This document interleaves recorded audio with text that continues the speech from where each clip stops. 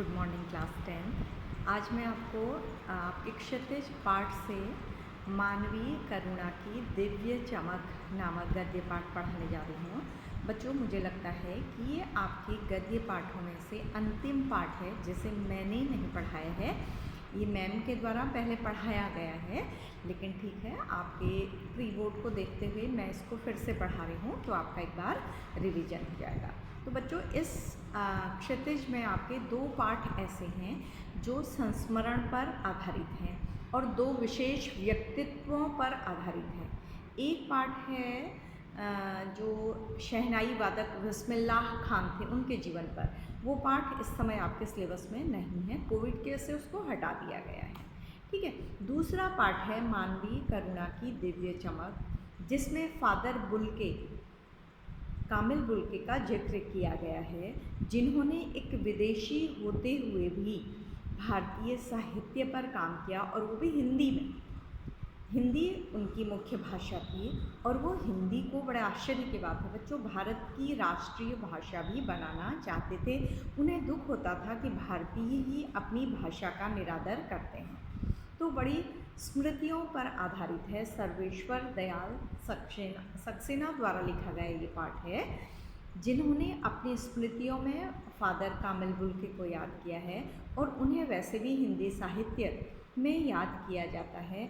उनका जो शोध था, उन्होंने जो सर्च की थी, राम कथा उत्पत्ति तथा विकास, इस पर शोध किया था बच्चों। आश्चर्य की बात है। और वो भारत में इतना रम गए थे कि अपने देश कभी जा नहीं पाए। और उनके व्यक्तित्व की एक और विशेषता है कि वो इंजीनियरिंग के छात्र थे, टेक्नोलॉजी वाले थे, लेकिन उन्हें भारत देश में रुचि हुई। उन्होंने संन्यास लिया, वो फादर बने और संन्यास बनने की शर्त रखी कि वो भारत जाएंगे। तो ये इस पाठ का संक्षिप्त विवरण है जो इस पाठ में बताया गया है। उनके बचपन की बातें, उन्होंने संन्यास कैसे लिया, सन्यासी बनने की क्या शर्त रखी, भारत में किस तरह से रम गए और कैसे साहित्यिक गोष्ठियों में, सेमिनारों में भाग लेते थे, लोगों को अपना समझते थे और भारत के प्रति समर्पित होते हुए भी यहीं बीमारी हुई उन्हें, गैंग्रीन नामक, और उन्होंने अंतिम सांस भी भारत की भूमि में ही ली। और लोग उनके प्रति कितने संवेदनशील हो गए थे मृत्यु के समय, यही इस पाठ का मुख्य विषय है। आपको याद भी होगा जब मैम ने आपको पढ़ाया है।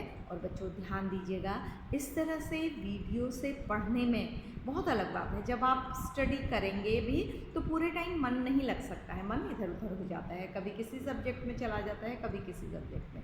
तो वीडियो देखिएगा तो आपको इस पाठ की सभी चीज़ें अच्छी तरह से याद हो जाएंगी। और जो इस एग्ज़ाम में आपकी जो मुख्य कमियां रही हैं बच्चों, आपने गूगल के क्वेश्चंस को बिल्कुल वर्ड बाय वर्ड वैसे ही कॉपी किया है। कुछ लोगों ने कॉपी किया है, कुछ लोगों ने याद करके भी उन्हें लिखा है, और मतलब मुझे लगता है 5 या 10% बच्चा ऐसा है जिन्होंने अपनी भाषा में आंसर लिखे हैं। तो वर्ड बाय वर्ड आपने कैसे लिखा है ये मैं नहीं जानती, नंबर दिए गए हैं क्योंकि एविडेंस है हमारे पास कि आपने लिखा है। तो बच्चों, अगर आप पाठ को समझेंगे तो आपको वर्ड बाय वर्ड न तो याद करने की ज़रूरत होगी, ना कॉपी करने की ज़रूरत। आप अपने आंसर अपने शब्दों में लिख सकते हैं जो अच्छे लगते हैं। ठीक है। तो हम पढ़ रहे हैं मानवीय करुणा की दिव्य चमक। मानवीय इंसानियत, करुणा, दया या प्रेम दूसरों के प्रति की दिव्य चमक। दिव्य मतलब अलौकिक, चमक मतलब उसकी आभा, उसका प्रकाश। तो किसके अंदर था ये मानवीय करुणा के दिव्य चमक? फादर बुल्के के अंदर था, जिसका वर्णन लेखक ने इस पाठ में किया है। तो बच्चों, मैं पढ़ के आपको जो ज़रूरी अंश हैं वो बताती जा रही हूँ। आपको पता है कि इसमें से प्रश्न उत्तर आते हैं, पैराग्राफ दिया जाता है, उसके प्रश्न उत्तर आते हैं। तो आपका पैटर्न वही है, बस पाठ थोड़ा सा क्या हो गए हैं, कम हो गए हैं। तो फादर को जहरबाद से नहीं मरना चाहिए था। हम एक एक पैराग्राफ ले रहे हैं, इसमें जो समझाने का है मैं समझाते जाऊंगी। जो क्वेश्चन मुझे लगेगा बन रहा है, जो आपको लगेगा बन रहा है, वो हम एक साथ सॉल्व करते जाएंगे। आप भी अपने मन से सॉल्व करते जाइएगा, क्योंकि सीबीएसई में ऐसा नहीं है जो क्वेश्चन मैं आपको बोल दूँ वही आएगा, ऐसा नहीं होता है। ठीक है। फादर को जहरबाद से नहीं मरना चाहिए था, जिसकी रगों में दूसरों के लिए मिठास भरे अमृत के अतिरिक्त और कुछ नहीं था, उसके लिए इस जहर का विधान क्यों हो। इस सवाल यह सवाल किस ईश्वर से पूछें। तो लेखक को सबसे खराब ये लग रहा कि इतने करुणा से भरे हुए फादर, दूसरों के प्रति सोचने वाले, परोपकारी, उन्हें गैंग्रीन जैसी पीड़ादायक बीमारी क्यों हुई। गैंग्रीन में बच्चों जिस हिस्से में होता है उससे जहर फैलता है और पूरे शरीर में फैल जाता है। अगर पहले समय पर पता लग जाता है तो उस अंग को काट कर क्या कर दिया जाता है, अलग कर दिया जाता है। और अगर समय से पता न लगे तो पूरे शरीर में फैलकर व्यक्ति की क्या हो जाती है, मृत्यु हो जाती है। प्रभु की आस्था ही जिसका, जो ईश्वर में आस्था रखता था, वह देह की इस यातना की परीक्षा उम्र की आखिरी देहरी पर क्यों दे। तो वह दुखद परीक्षा उसे क्यों देनी पड़ी। लेखक को ये बहुत खराब लगा। एक लंबी पादरी सफ़ेद चोगे से ढकी आकृति सामने है, मतलब गोरा रंग, सफ़ेद झाई मारती भूरी दाढ़ी, भूरी दाढ़ी, नीली आंखें, बाहें खोल, गले लगाने को आतुर। तो जैसे ही वो उनकी बीमारी के बारे में सोचते हैं तो फादर की आकृति उनके सामने आ जाती है। कैसी आकृति कि वो गोरे थे, क्योंकि वो यहाँ के नहीं थे बच्चों।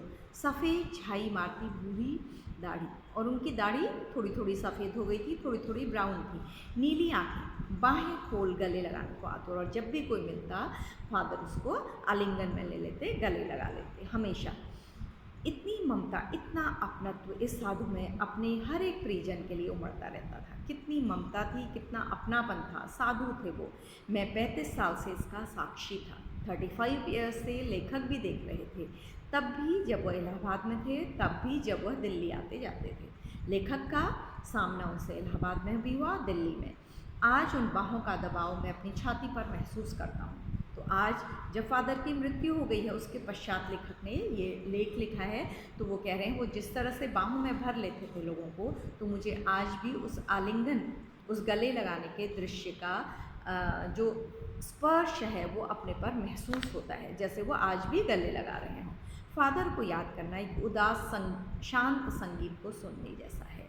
फादर को याद करना एक उदास इसलिए कि आज उनकी मृत्यु हो गई है, दुख से भरा और शांत संगीत को सुनने जैसा है। जैसे ही हम उनको याद करें, उनके कामों को याद करें, तो अजब सी शांति, सुकून मिलता है।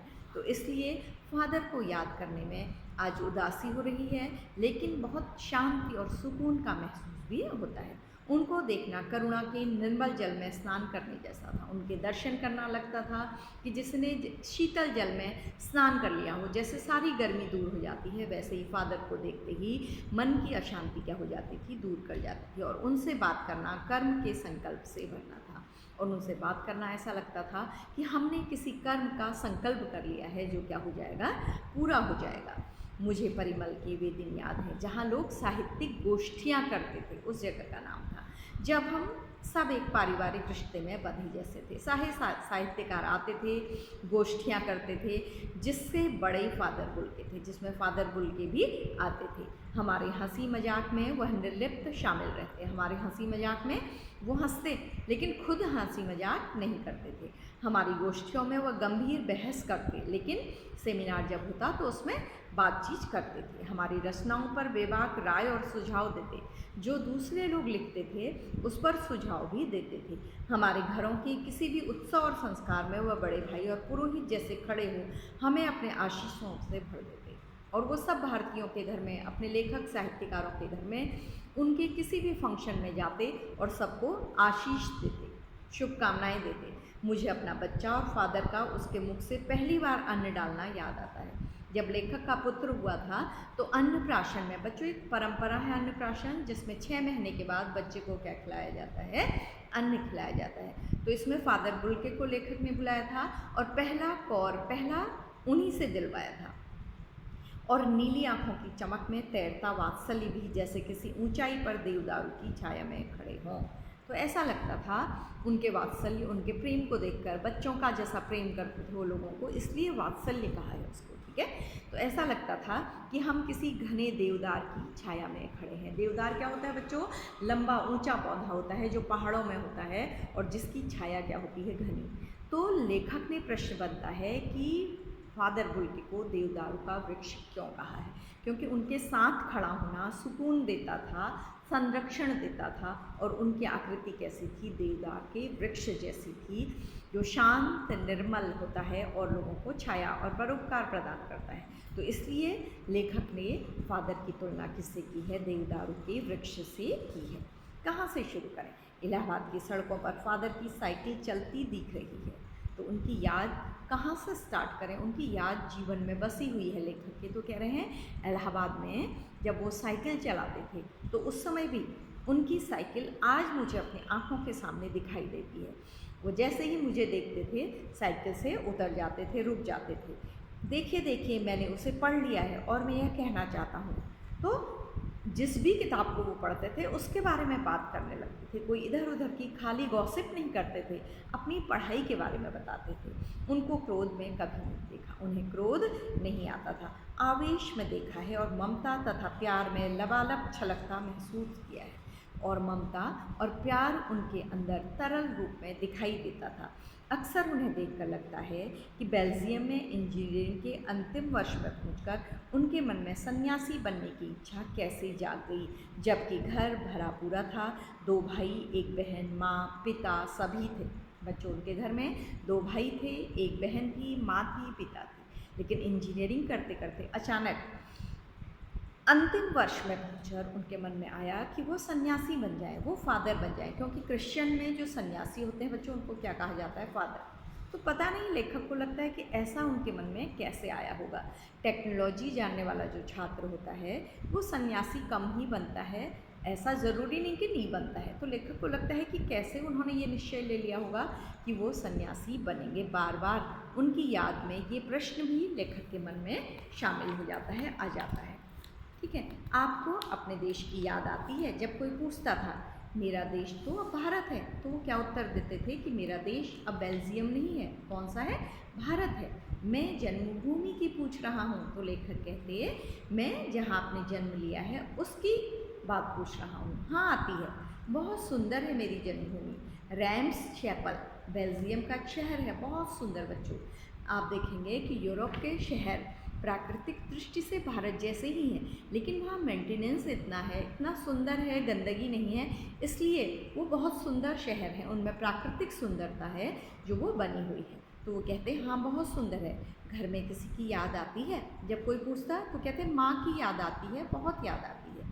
तो याद उन्हें भी आती थी, लेकिन वो सन्यासी बनकर उन्होंने अपना जीवन भारत में बिता दिया था। फिर अक्सर माँ की स्मृति में डूब जाते देखा है, फिर वो माँ की याद में खो जाते थे। उनकी माँ की चिट्ठियाँ अक्सर उनके पास आती थी। तो माँ की चिट्ठियाँ उनके पास आती थी। अपने अभिन्न मित्र डॉक्टर रघुवंश को वह उन चिट्ठियों को दिखाते थे। तो जो उनके मित्र थे रघुवंश, उनको भी वो माँ की चिट्ठियाँ पढ़ाते थे। पिता और भाइयों के लिए बहुत लगाव मन में नहीं था। पिता और भाइयों के लिए बहुत लगाव उनके मन में नहीं था। पिता व्यवसायी थे, बिजनेसमैन थे। एक भाई वहीं पादरी हो गया है, वहीं अपने देश में पादरी हो गया था। एक भाई काम करता है, उसका परिवार है। एक भाई वर्किंग है, काम करता है, उसकी फैमिली भी है। बहन सख्त और ज़िद्दी थी। बहन थोड़ा सा ज़िद्दी थी, वो बताते थे उसके बारे में। बहुत देर से उसने शादी की, तो शादी भी बहुत देर से की। फादर को एक आध बार उसकी शादी की चिंता व्यक्त करते उन दिनों देखा था। तो फादर उसके बारे में, अपनी बहन के बारे में थोड़ा चिंतित भी रहते थे कि उसकी शादी कब होगी। भारत में बस जाने के बाद 2 या 3 बार अपने परिवार से मिलने भारत से बेल्जियम गए थे। तो भारत में आने के पश्चात फादर 1, 2, 3 बार करीब करीब बेल्जियम भी गए थे अपने परिवार से मिलने के लिए। उसके पश्चात कभी नहीं गए। तो ये बच्चों, ये प्रश्न आ सकता है कि फादर बुल्के के परिवार के बारे में आप इस पाठ के अनुसार क्या जानते हैं। तो ये पूरा पैराग्राफ है जिसे आपको अपने शब्दों में लिखना होगा, आपको कॉपी नहीं करना होगा। आपके लिए मैम भी जो क्वेश्चन भेजती हैं उनको भी आप अपने मन से सोच के करिए बच्चों, तब आप इसको पढ़ पाएंगे ठीक से। ठीक है, लेकिन मैं तो सन्यासी हूँ, आप सब छोड़कर क्यों चले आए? तो बेल्जियम फिर उन्होंने जाना छोड़ दिया, वो सन्यासी बन गए।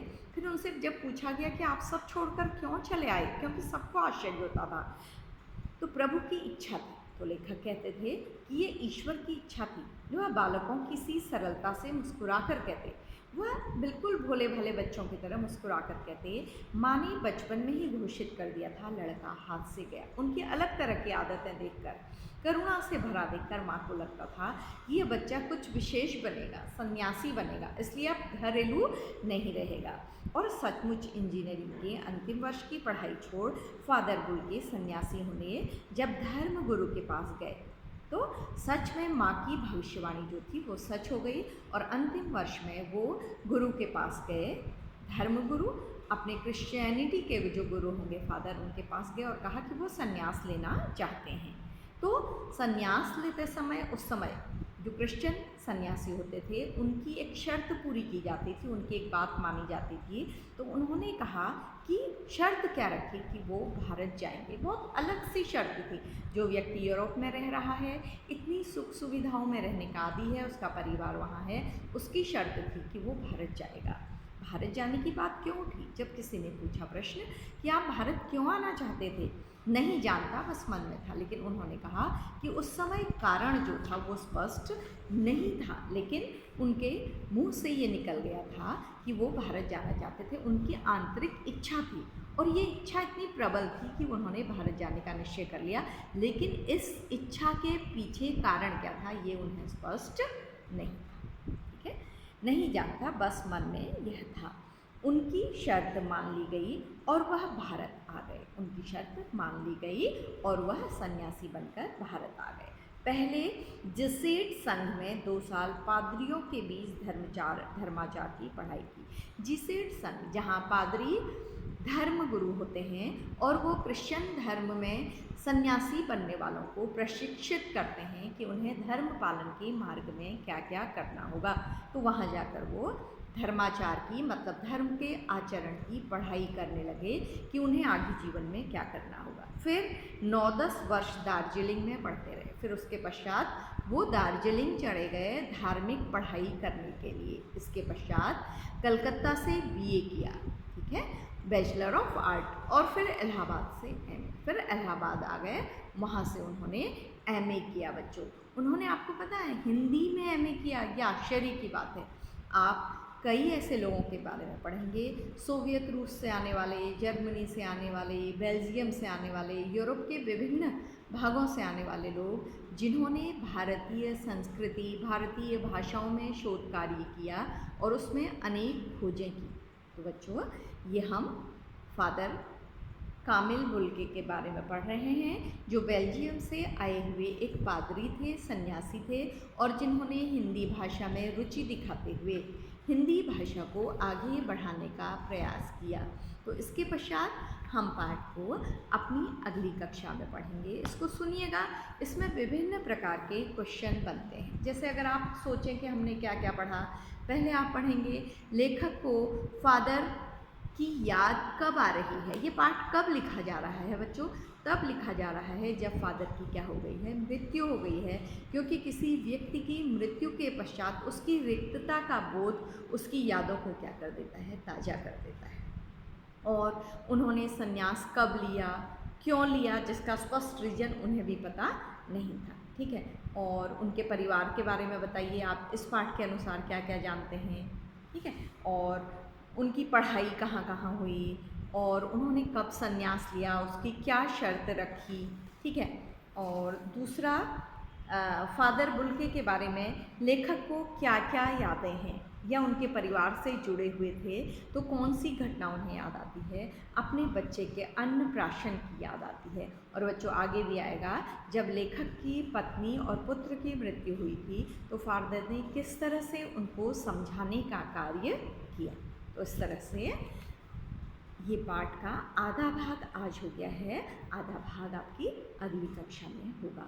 तो अभी से आप प्री बोर्ड की तैयारी करते हुए इस पाठ को समझिए कि आप पढ़ाई के साथ ही तैयार हो जाएगा। आपको दोबारा नहीं पढ़ना पड़ेगा, क्योंकि आप दोबारा ऑलरेडी इसको दोबारा पढ़ रहे हैं, ये रिवीजन ही हो रहा है। तो बच्चों, हम कक्षा को समाप्त करते हैं। Thank you class.